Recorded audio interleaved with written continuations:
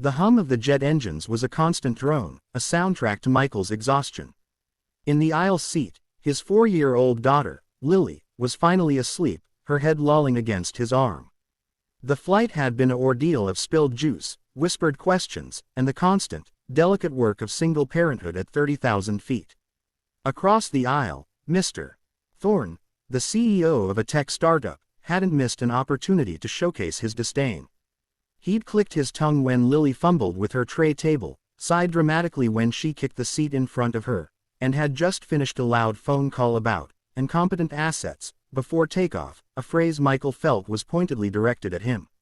Some people simply shouldn't fly if they can't control their offspring, Thorne muttered to his assistant, just loud enough for Michael to hear. He adjusted his custom-fit suit, a stark contrast to Michael's worn jeans and a hoodie with a faint smear of peanut butter. Michael simply closed his eyes, biting back a retort.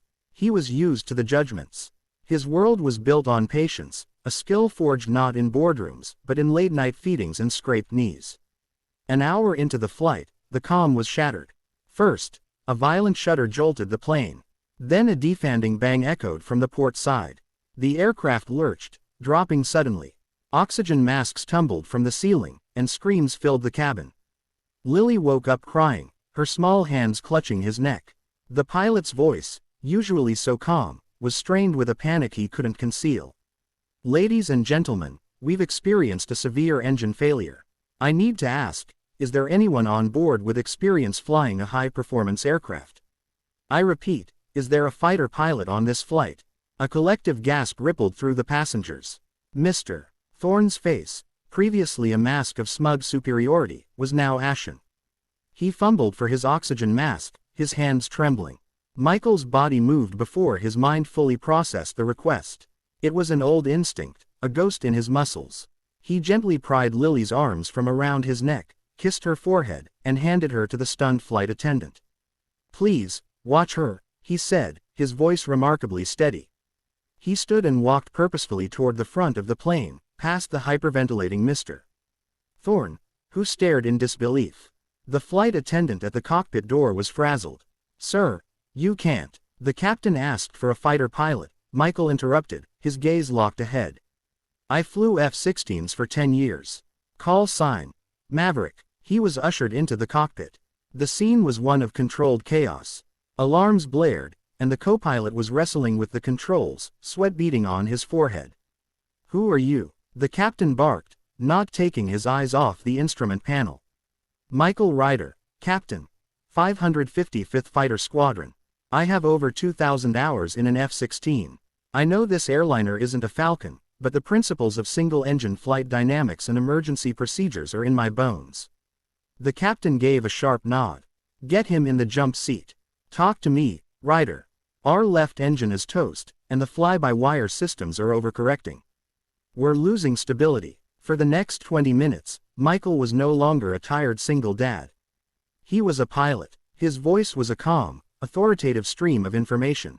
He helped the crew interpret the faltering data, suggested adjustments to the trim to counteract the yaw, and recited emergency checklists from memory, his mind accessing a part of himself he'd buried years ago. He didn't fly the plane, but he guided the men who did, his experience the steady hand they desperately needed. Finally, with the worst of the crisis over and the plane stabilized on its single engine, the captain let out a shaky breath. "My God, I think we're going to be okay." He turned to Michael, his eyes full of a gratitude beyond words. "I can't thank you enough. You saved over 300 lives today." Michael just nodded, the adrenaline beginning to recede, replaced by a deep, hollow ache for his daughter.